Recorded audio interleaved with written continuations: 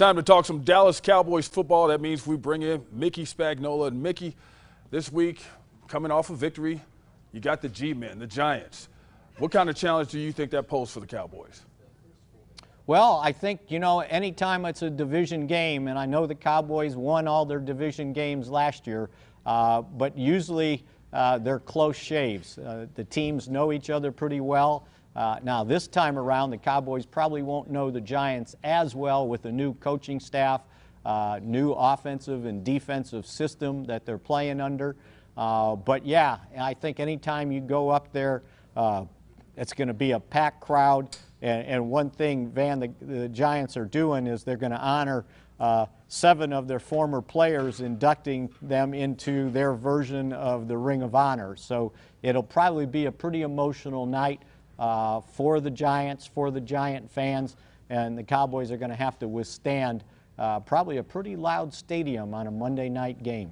Well, you talked about everything being new, and I noticed that, like when the Giants were playing their last game, how the interaction between coach and players, like that fired up, everybody seemed to be on the same page.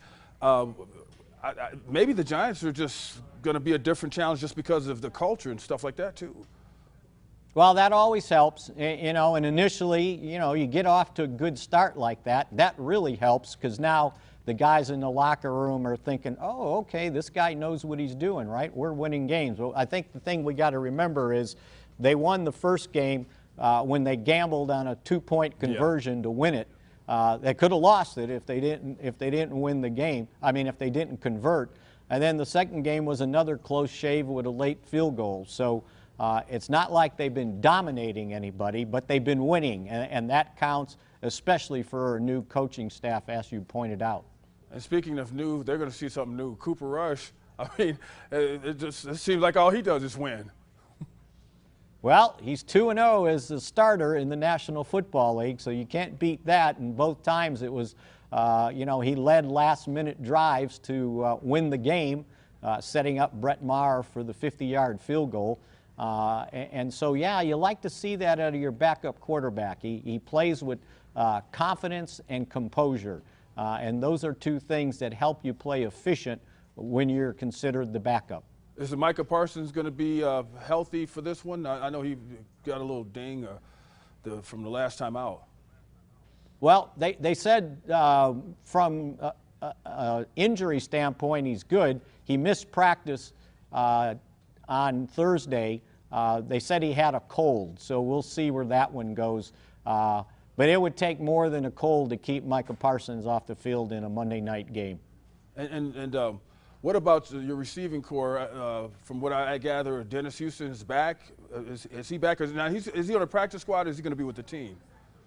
Yeah, they released him, opened up a spot on the 53-man roster. He cleared waivers, so they signed him back to the practice squad.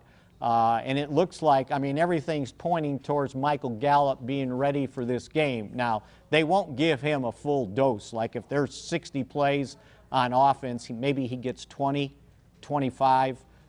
They've got to ease him back in since he hasn't played in a game in so long, since last year, right before he tore his ACL. So it would be good to have that threat back on the field. It just gives the Giants something else to think about, especially after they saw what Noah Brown did in this past 2 games, right, against Tampa Bay and Cincinnati. And as far as that 1-2 punch in the backfield, pairing Zeke and Tony Pollard at the same time, I suspect we're going to see a heavy dose of that again. Oh, absolutely. And, that's one of the things I think the theme of this game is going to be. You need to run the ball, and you need to stop the run. And I know that sounds boring and cliche-ish, but again, when you're on the road, a division opponent, it's a new coaching staff that they're going to face, different offense, different defense, and you're playing with your backup quarterback. Those are kind of the 2 facets of the game you need to control. You need to run it yourself and make sure the Giants, who absolutely want to run the football, don't run it on you like Tampa Bay did with Leonard Fournette going for 151 yards. And, and going back to Cooper Rush, the quarterback, Do you think we'll see any kind of quarterback controversy if he keeps playing well, or is it Dak the man no matter what? You know, because you know how fans act and just critics too. People just say, oh, this guy needs a shot, instead of, like, most coaches go with their number one guy. You know, they don't let an injury cause that guy to lose a spot. Well, just follow the money, okay? That's right. You know how much Dak's making?